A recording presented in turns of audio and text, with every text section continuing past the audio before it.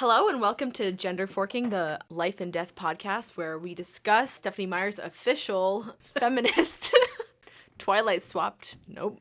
Twilight swapped gender. That's what it feels like. The Twilight swapped Gender. gender book. Everything's the same except for the time of day.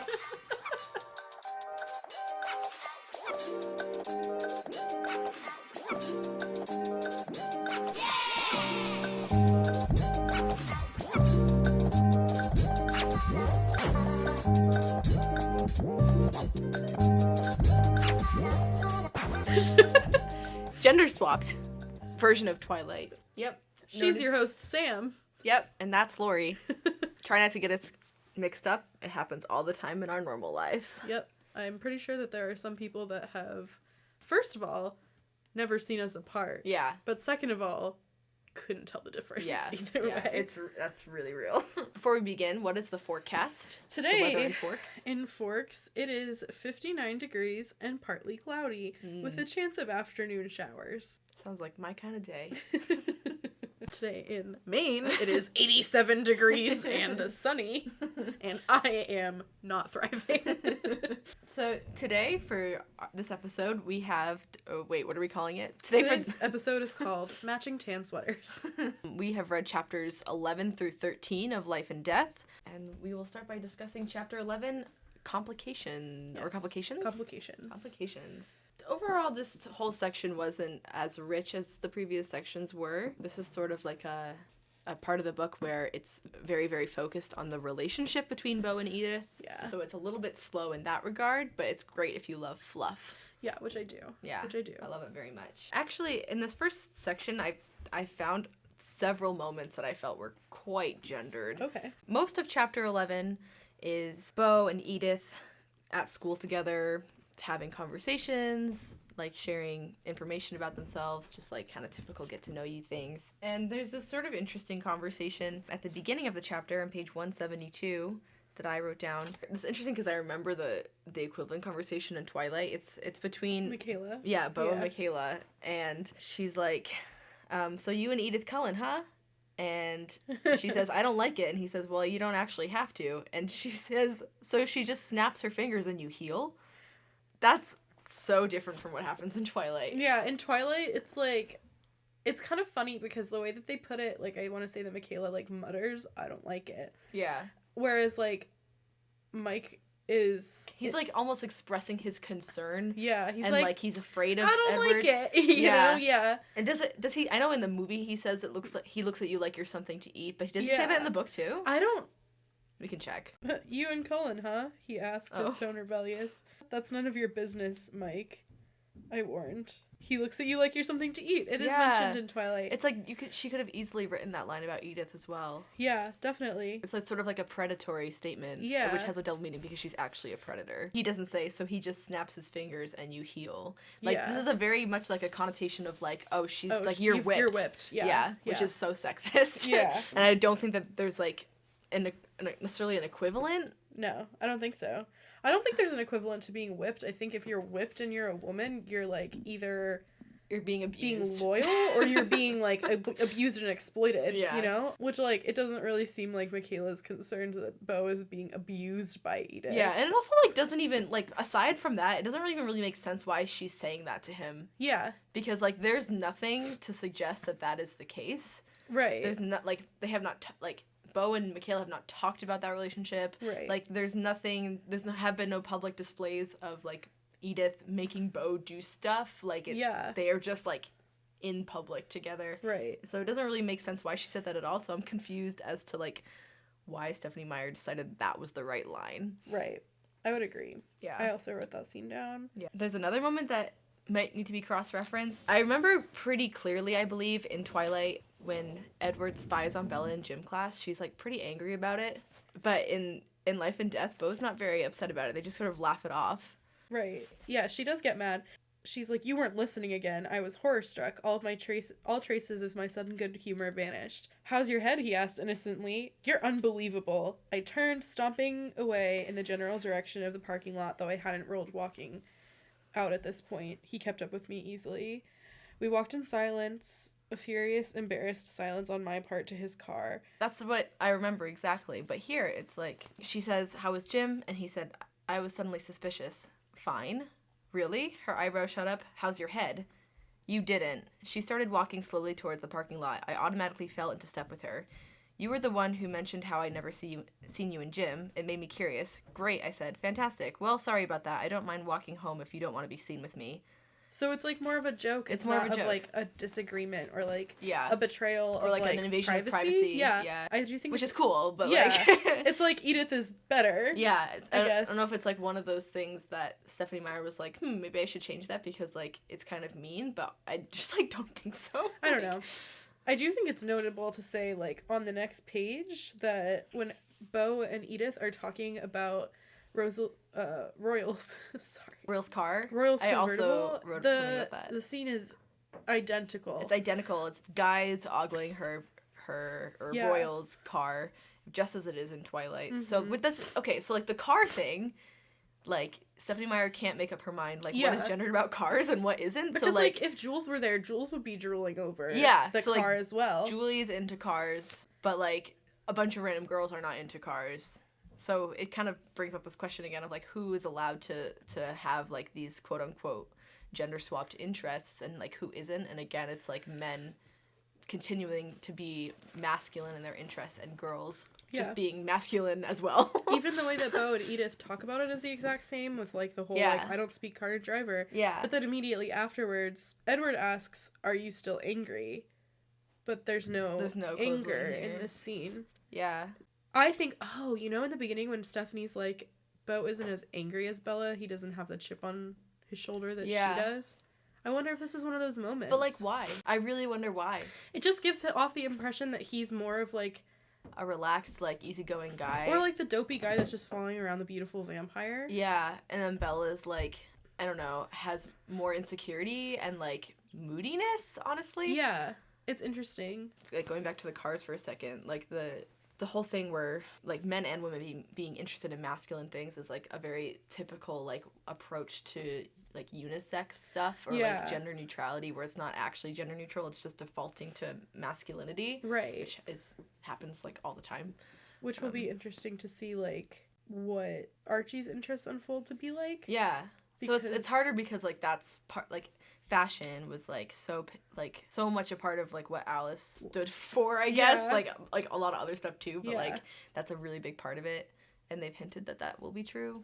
The thing that you mentioned about like the anger not being there in the scene, I feel like that is something that has been coming up again and again and again. Edith is not as snappy at Beau, and Beau isn't as reactive. Like, it's not... Sometimes I read Twilight, and it just feels like this up and down of emotion constantly, where they're, like, always trying to figure out, like, if the other one is mad at them, and I don't feel this way about Beau and Edith. It seems a lot more... not stable, but, like... kind of loving. Yeah. Like, more, like... it feels more normal. Yeah. I mean, it still has sort of the ups and downs of, like, falling in love for the first time, but it's not... especially with a vampire. Yeah. All that intensity is there, but it's not unnecessarily like dramatic, honestly. Yeah. Which I think is a good thing. I think that is something that Stephenie Meyer was criticized for a lot, and maybe that she intentionally toned it down, and that doesn't necessarily have anything to do with her decision to gender swap it. Yeah. So a little bit later in chapter 11, there's like this really interesting addition to the plot of this universe. In Twilight, it exists that Tyler has it in his head that he's taking Bella to prom. Correct. Yeah. But I didn't really remember it as being as prominent as it is in Life and Death. I don't think it was addressed in this way. It was not addressed in the way that Beau chooses to address it. And I was reading this, and I literally said out loud, Bella would never. Bella would never. That's what she was talking about. Maybe that's the title of the episode. Bella would never. Bella would never. Yeah. I feel the way a lot about Beau. We should say what happens. Yeah. Beau's freaking out because Taylor thinks that she's going to prom with Beau, and like Edith has told him that she already has her dress, and then like it's causing all this tension with Logan. So he decides to like, rather than like be like, hey, like I'm with Edith, I'm not taking you to prom, like which is sorry. An option. Yeah, being like, I'm sorry that I have a girlfriend now. Yeah, I have a girlfriend, and like I honestly like never agreed to take you to prom. I'm sorry for that misunderstanding. Like instead of being like that, he decides to go in front of all of his friends and be like, look, I can't do this anymore. And then, I'm just gonna read this out loud because it's Sure, so go dramatic. Go for it. I'm tired of being a pawn in your game, Taylor. Do you even realize that I have feelings of my own? And all I can do is watch while you use me to make someone else jealous. You don't care if you break my heart in the process. Is it being beautiful that's made you so cruel? I'm not going to play anymore. This whole prom charade, I'm out. Go with the person you really want to be with. And then he, like, looks at Logan. Yeah. So, I'm wondering, because #Bella would never, but yeah, Bella would never. I'm wondering if maybe in Midnight Sun we learn that Edward and Emmett hatch this little plan to set up Angela and Ben. What happens is Edward is like reading everyone's thoughts and he's like, wow, I fucking hate all of these high schoolers except for Angela because she's such a sweetheart that she's never had a mean thought in her life. And he's like, I want to do something nice for Angela that, like, I can, like, feel good about, which is, like, a brand new leaf for Edward Cullen because he's never done a nice thing in his life. But, so he gets together with Emmett, and in class, in Spanish class, they're sitting in front of Ben, who he knows that Angela is, like, interested in, asks Emmett to, like, basically, like, say, like, to Edward, oh, are you going to ask Angela out? And then Edward's like, no, I would really love to, but, like, she's so hung up on this Ben guy. And then Ben's sitting right behind him, and Emmett's like, dude, Ben's right there. And, it's so good. It's really, really funny to read in Midnight Yeah. Sun because it's, like, it's a moment that you get of between Edward and Emmett that you don't really get to see much of in Twilight. You also just get to see them, like, do something nice for a human. Yeah, which is like, funny, they have like all a very this high school power. moment. Yeah, they have all this power to, like, do things like that. Yeah. And they have the ability to make, like, positive change. Maybe that's not, like, a large thing, but, Yeah, like, it's a nice small for thing, and them. it's nice for Angela. It works, and it sets up Ben and Angela, and I'm wondering if maybe that's a replacement of that. Which is weird because it's in Midnight Sun and not in Twilight. It's not in Twilight. And it's interesting because that situation works because, like, there would not be a situation where, like, Edward and Emmett would just talk to either Ben or Angela. Exactly. But in this situation, like, it's Beau's friends and he can just pull Taylor aside and be like, what's good? Yeah, like, what's up, buddy? Like, Yeah. we're not going to prom together, and also Logan has a huge crush on you. That's all that needs to be said, but Beau goes about it in a very dramatic way. Yeah. Which I feel like is so interesting, because Bella would never... Yeah, she would never have the confidence to attract that attention. Yeah. I don't know what kind of high that Beau is on after, like, touching Edith's face, but, like... He hasn't even at this point. He hasn't even at this point. Yeah, okay, you're right. It was hilarious. I love it. So then they go home and... talk in the car for a really long time. They do. There's precious. like that Twilight conversation. The Twilight conversation, first, like, this isn't meaningful or significant in any way, but, like, if I were to ask you, hey, like, how late is it? What would you say to me? I'll give you the actual time. Exactly. Yeah. You wouldn't be like, it's Twilight. Twilight. Like, I feel so safe at this time of day. Right. And, like, I wouldn't be like, oh, it's, you know, it's early afternoon. Like, I'm sure you know generally I know where what the time fucking it sun is.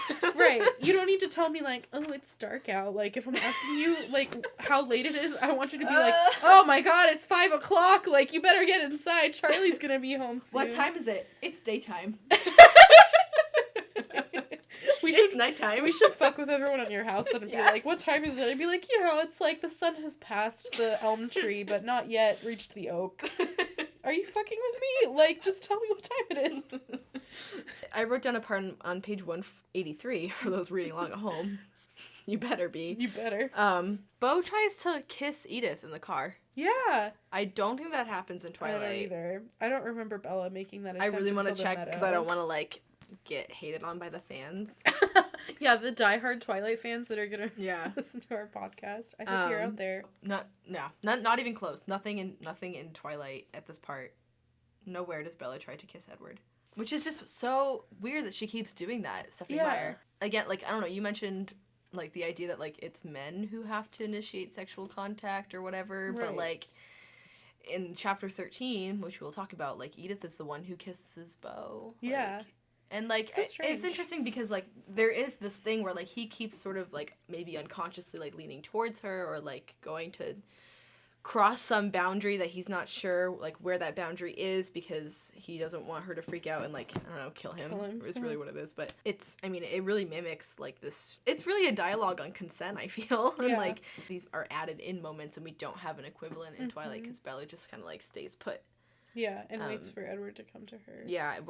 Meanwhile, Beau is like having explicitly like sexual thoughts and desires toward Edith, is almost acting on them. Mm-hmm. And it seems to clear up a little bit more in the meadow scene once they're kind of used to touching each other. Yeah. At the very end of this chapter, you see a confrontation that is, first of all, beautifully done in the Twilight film. The most wonderful scene is when Billy Black and Edward Cullen make those fucking faces at each other. I love Robert Pattinson. Yeah, they just make like the most like ridiculous faces driving past each other, and what I'm imagining is Robert Pattinson with really long ginger hair. We get Jules again. Yeah. In the last part of the chapter and in the first part of the next chapter. 12, chapter 12. Again, I love Jules. Yeah, I think Jules is really she's cool. really likable. I was right in my assumption that Jules can't drive legally, but making that little comment to Charlie, like, we get our permits early on the res, which is like,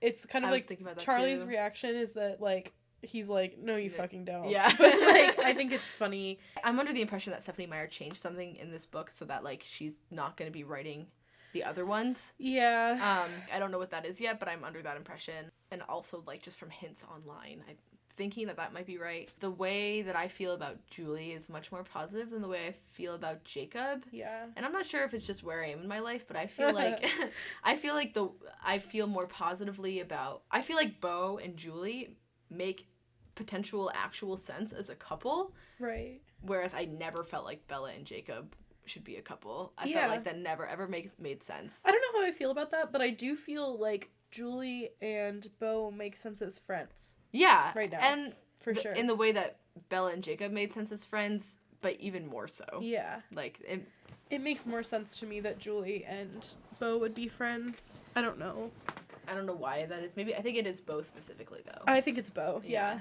I think I didn't really write a ton more about like the Bonnie and Julie part of this chapter.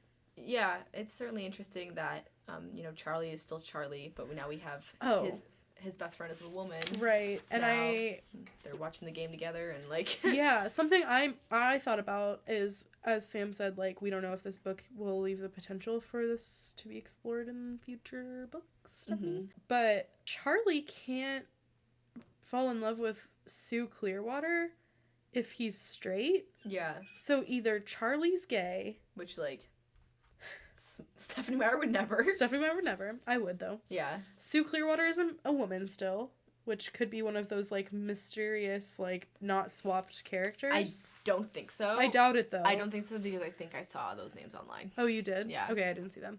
So, is he gonna be forever alone? Or is he going to fall in love with Bonnie? Because if he falls in love with Bonnie, which I think would be natural, because they're friends, they're comfortable with each other, and, like...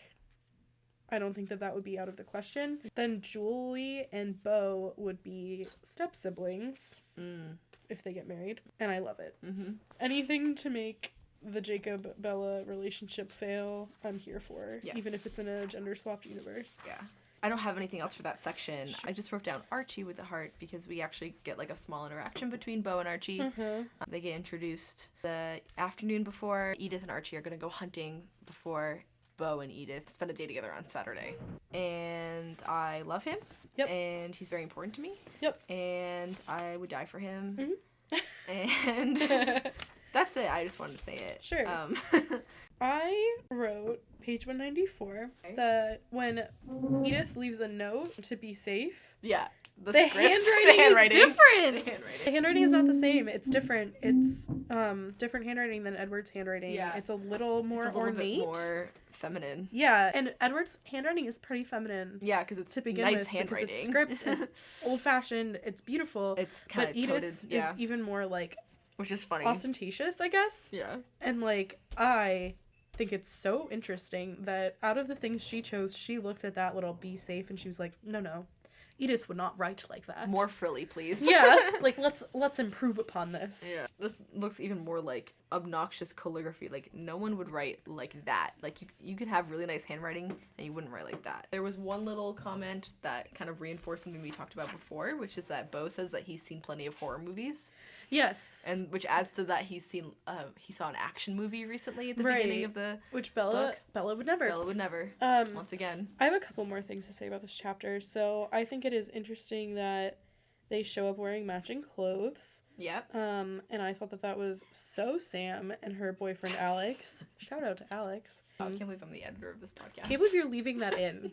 Can't believe you're leaving that in. They wear matching clothes on accident so much. We do. And I love it. You and I wear matching clothes on accident. Yes, and... It's like, what am I feeling today? Am I feeling super femme? I'm matching Lori. Am I not? I'm matching Alex. I love that. It's great. It's my own fluidity. It's like if Alex and I ever matched, it would be like the end of the entire world. Yeah, the binary would collapse. Yeah. Because you and Alex are the binary. We would have fixed gender. Yeah. The gender swap universe, but it's just your life. I think it's funny, actually, in the description of the clothes that Beau specifies that the cut of his shirt and sweater are different than... It's like, yeah. Obviously, you're wearing, like, a man's clothes, which doesn't have scoop necks. Yeah. Like... I wish, though. Yeah, I wish. I did also pick up on page 199 that Beau mentions that he is trying to stop himself from staring at Edith's boobs. Yeah. Which is so funny. It's like there is no equivalent to that. There is none. I think that maybe in Twilight she's like staring at his chest, which is not the same. It's not the same because it's not as invasive. Like if somebody is staring at your boobs and you catch them, it's like back the fuck up. Yeah. You know? But I think that is such an interesting addition because, like, it's not a substitute. I don't think it's a substitution, no, really. absolutely not. And I think, I mean, the way that he says it, he literally says in his, like, inner monologue, don't stare. Which I think is so funny. Yeah. Really funny. Another sexual comment. Yeah. Yeah. We're getting this, like, less angry, more sexual version of Bella in Beau. Yeah. I like it. Yeah, like, that's what we needed all along. Yeah. It's like, I love Bella. I would die for Bella, but also I love Beau and I would die for Beau. He needs it more. He needs it more. I think that this section, like, solidified in my mind the separate characters of Beau and Bella and Edith and Edward. Yeah. There's this one conversation actually on page 198 that is almost not believable because it's so similar to the Twilight dialogue. We talked earlier about how their conversations are less, like, broody and angsty and angry, but this one's actually exactly the same. I've always thought it was kind of an odd conversation between Bella and Edward and now between Beau and Edith. Edith is, like, angry almost. She's, like, angry that Beau hasn't told anyone that they're spending the day together. And Beau is like... Dude, I trust you. Yeah, it's fine. And then he's, like, kind of angry. Not angry, but just, like, kind of caught up in himself because he's about to hike 5 miles and he's, like, worried about it. Word. So they're just, like... Also very me. Yeah. So they're kind of just, like, both not feeling great and just, like, aren't really speaking to each other. And, like, I always thought that was a weird conversation. But it almost isn't believable because I don't feel... Like, it's almost less believable that Edith doesn't have self-control because of the way that she's been characterized. The self-control thing with Edward is also an interesting discourse because that feels very gendered. Like, I'm gonna lose control around you is, like, a very masculine stereotype. I think that about men. Yeah. You know? Yeah. Like, men can't control themselves, especially sexually and physically in general. In anger, problems in men are more things, commonly represented and, like... Yeah, and, like, aren't accountable for those things. Yeah. And it's just the way that Stephenie Meyer has characterized Edith so far and, like, not being as temperamental as Edward, I think. Obviously, it's believable because she's a vampire, but, like, it just doesn't feel, like, as much of a threat. Like, I believe Beau more. Like, I side with Beau that, like, it'll be fine. Yeah. Which isn't necessarily rational because of the lore. It's like Stephenie Meyer won't let me engage in this gender discourse because she's like, well, it's just because he's a vampire. Yeah. So Edith is about to step out into the sunlight in the meadow. Yeah. Meadow scene, extremely iconic. We're a little bit over halfway into the book now. Yeah. And this is where Midnight Sun has just ended. Yeah. So chapter 13 is called Confessions. So I no longer have the advantage of knowing what Edward is thinking. Yeah. So that doesn't inform how I think Edith is reacting to things. Yeah. Which is honestly, Stephenie, if you're listening... I bet she is, honestly. She probably is. Yeah. You know, what else is she doing? She's not fucking writing. Yeah. But give us Midnight Sun. Yeah. I don't it's care. Like, I don't understand why you wrote this book instead of Midnight Sun. It's like, I don't care if you wrote it on a fucking napkin. Yeah. On, like, don't the even plane. Write it. Just tell me what happens and I'll write it. I'll write it for you. Yeah. I'll ghostwrite Midnight Sun. You can publish it under your name, but I'll have written it. Don't even need the money. I don't care. I would do anything for this book. I would do anything for this book. The first thing that I really wrote down wasn't on the first few pages, because I think the first few pages are literally just Beau being like, oh my god, she's so on pretty. fire. Yeah. I wrote that he thinks that she's on fire. Yeah. Which I think it might be different.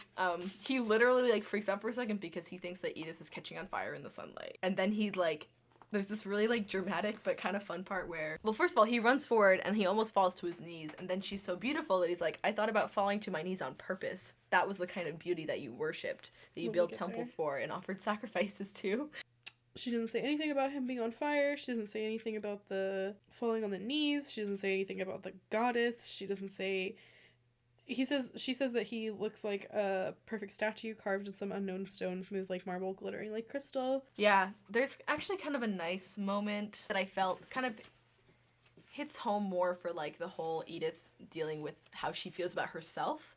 On page 203, where she's, like, glittering and she's beautiful, and she says, "Are you scared now?" And he said, it's, like, in italics, no, and it feels more... I feel like that was a moment that is not in Twilight, but I don't know. Yeah, he says, "Don't I scare you?" He asked playfully, no more than usual. That's a very different feel. That's more casual, and this felt very serious. Super serious, yeah. Yeah. I took that as, like, the last time that Edith is probably going to question Beau's commitment to being in this dangerous position. Yeah. Yeah, so another really popular line from the series is in this chapter.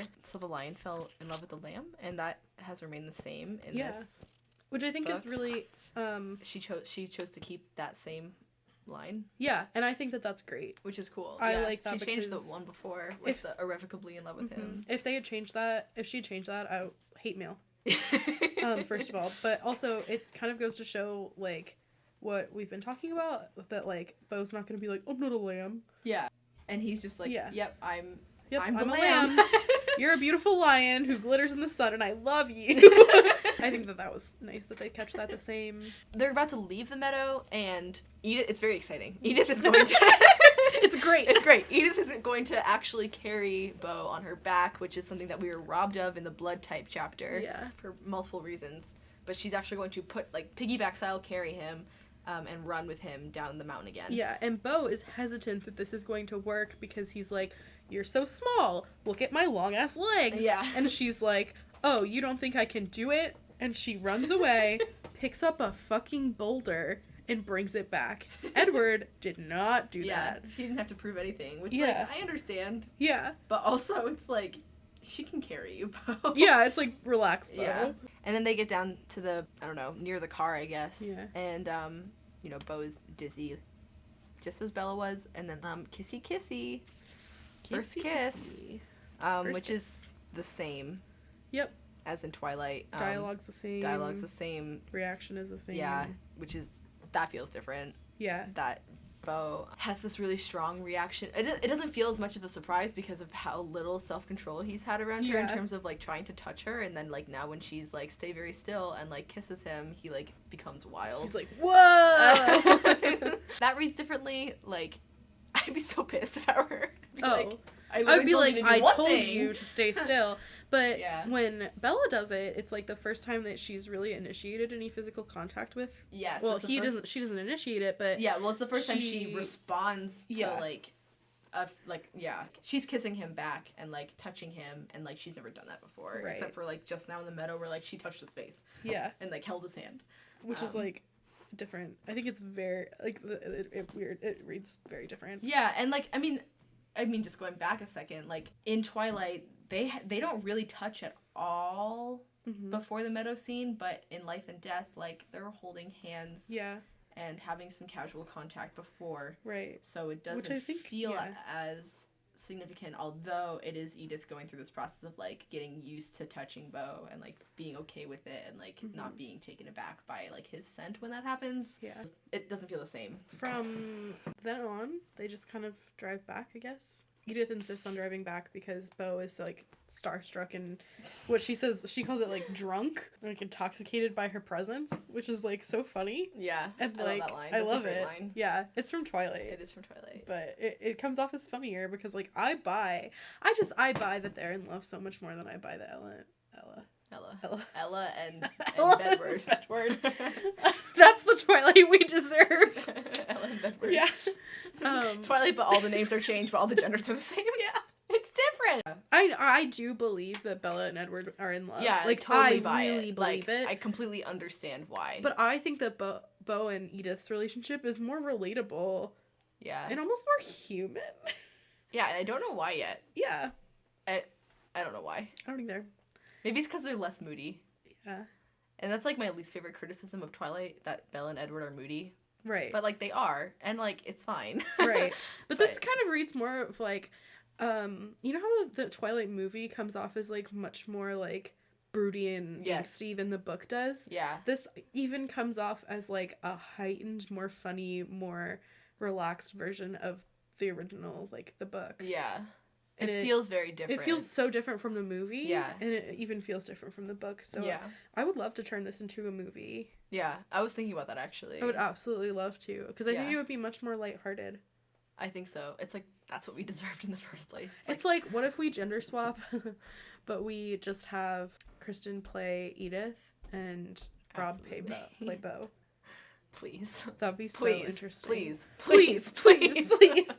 Oh my god. Rob Pattinson would never, agree to be part of this franchise ever again. If someone paid him so much money, he would still never return to Twilight. Oh my god. I would love it though. I would die for that. Oh my god. I'm just getting emotional thinking about them doing that. I would cry. Do you know how much I would cry watching that movie? Like, I would go to the movie theater, like, just like levels of excitement that I haven't had for a movie since the last Harry Potter movie came out. I think that they would do so well as Beau and Edith. Playing each other's character. It's like they would have such insight to that emotional process. Yeah. Also, they would probably not want to do that because they're like exes. Yeah, that's whatever. I didn't write anything else for the book, but I did read Gender Fucking Your Fucking Gender again, and I wrote some things down. Oh, cool. Not really anything substantial, because the piece itself is about queer theory as a discipline. Yeah. I was thinking more about, like, the effect of gender swapping. I mean, we've said this before, but I just want to, like, put it on the record again. Yeah. That, like, the idea that led Stephenie Meyer to write this book is sexist. And transphobic. Yeah, transphobic. It's heterosexist, sexist. Like, it's very binary. Yeah. Gender bending and gender blending, like, there is a way for that to be subversive. Yeah, but this is not. But this is not it. It is not being approached from a minority space. It's being approached by a cis woman who doesn't know anything about feminism.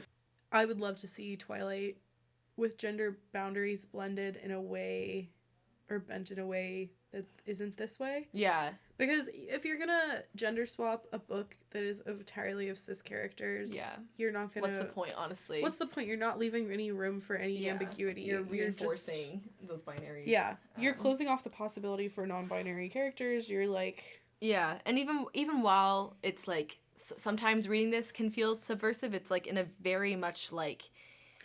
I don't know how to say this. Like the bare minimum. Yeah, bare minimum, like, feminism that's easy to bite into. Like, like, oh, like Julie Black likes nipple. Cars. Like, that's awesome. Like, go women. Yeah, like, that's not really doing anything systemic. It reminds me of, like, free the nipple activism. Where, like, a lot of the straight white girls I know from high school are like, why can't I have my boobs out? But they can have their chest out. And I'm like, people are dying, Kim. It's like it's an introduction to larger feminist issues, but without really examining those things and kind of not wanting to. Right, like, kind of like the Women's March. Like, it's like very like Feminism 101 where you can get away with being like transphobic, you can get away with being racist, you can get away with being like XYZ as long as you're wearing a pink hat, and like that's not what I'm into.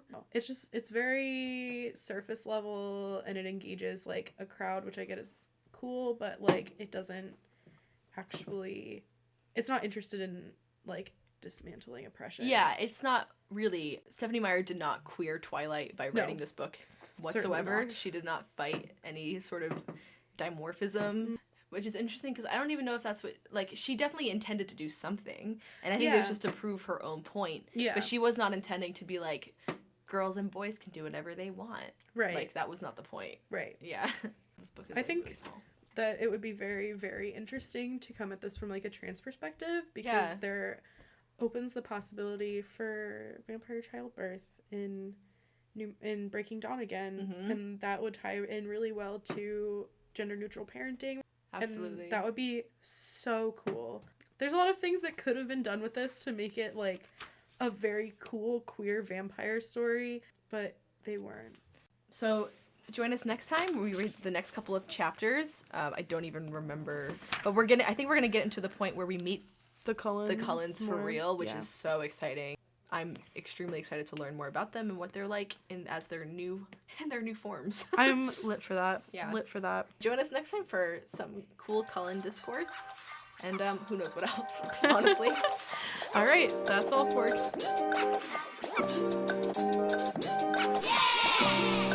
Thank you for listening to Gender Forking. To stay updated about the podcast or to contact us, follow us on Twitter at genderforking or like us on Facebook at facebook.com/genderforking.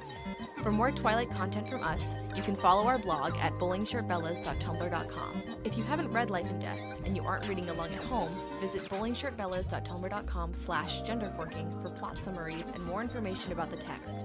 For other inquiries, you can email us at bowlingshirtbellas@gmail.com. The music you are hearing is Thursday in Snow Reprise by Blank Kiss.